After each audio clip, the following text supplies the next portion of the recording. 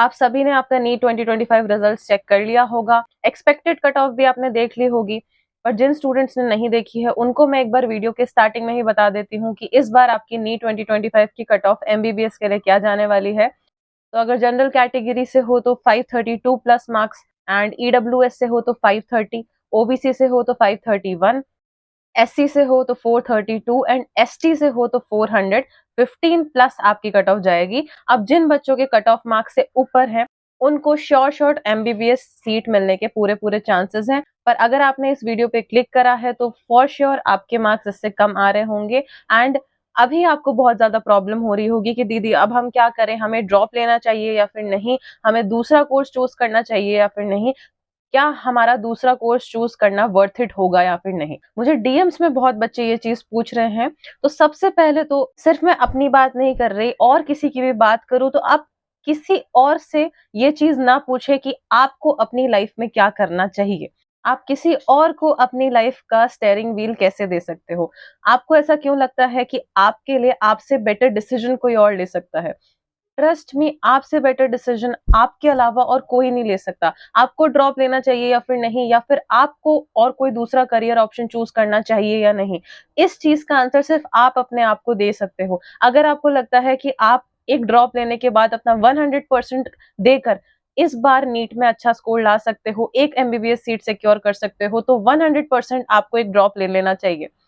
पर अगर आप रेडी नहीं हो, वही सारे सेल्फ डाउट, वही सारे गिल्ट, स्ट्रगल, उन सारी चीजों के लिए अगर आप रेडी नहीं हो तो कोई मतलब नहीं बनता आपका ड्रॉप लेने का।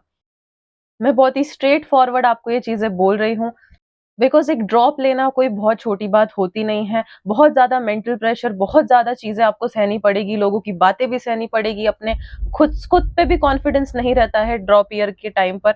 बहुत सेल्फ डाउट होगा, बहुत परेशानियां होंगी। अगर आप उन सब चीजों के लिए रेडी हो तो ही आप ड्रॉप लो, अदरवाइज और किसी कोर्स में जाओ। एंड अगर आपका ये क्वेश्चन है कि दीदी और कोई कोर्स वर्थ इट है या फिर नहीं, ट्रस्ट मी ऑन दिस, कोई सा भी कोर्स आप चूज करो, कोर्स मैटर नहीं करता। आप अगर किसी भी फील्ड में अपना 100% दे रहे हो, मैं बहुत बार हर वीडियो में ये चीज बोल चुकी हूँ कि अगर आप किसी भी कोर्स में अपना 100% दे रहे हो तो आप उसमें बहुत अच्छा अर्न कर सकते हो। If earning is the only factor ना, तो उसकी तो आप टेंशन ही मत लो। आप कोई सा भी कोर्स चूज करोगे, उसमें मेहनत करोगे, आप बढ़िया अर्न कर सकते हो। Earning is not the problem.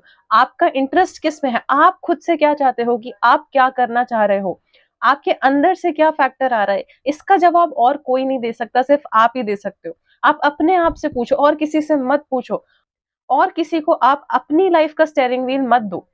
आज से 3 साल बाद अगर आपको रियलाइज होता है कि ये जो मैंने डिसीजन लिया था किसी के कहने पर लिया था और अब मुझे ये चीज अच्छी नहीं लग रही है, तो कोई नहीं होगा आपके पास ब्लेम करने के लिए सिवाय खुद के। तो इससे बेटर है आप खुद अपने डिसीजन लो। आपसे अच्छे डिसीजन आपके खुद के लिए और कोई नहीं ले सकता।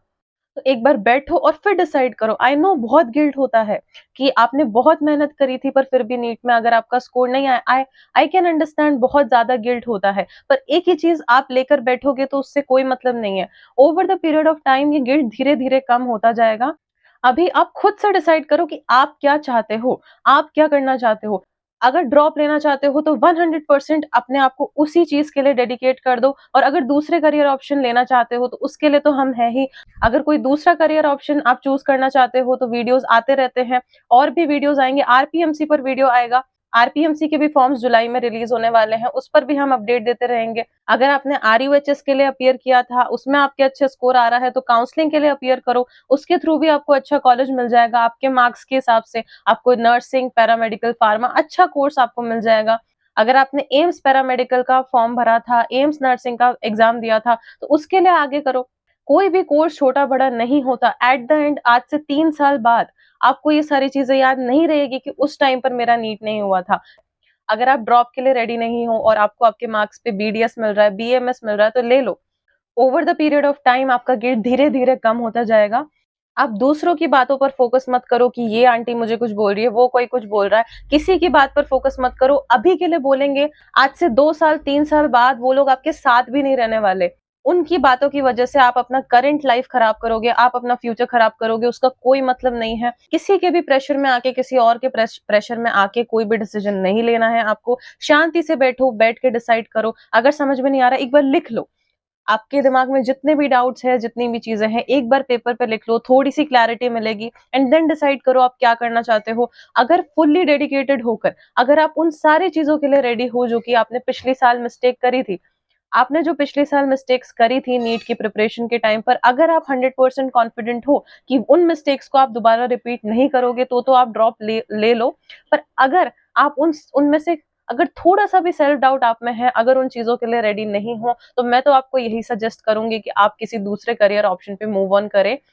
एक ही चीज को लेके बैठे रहने से कुछ नहीं होगा, बस ईयर्स पास ऑन होते जाएंगे और ये गिल्ट बढ़ता जाएगा आपके ऊपर। एक ड्रॉप लेना भी बहुत बड़ी बात होती है।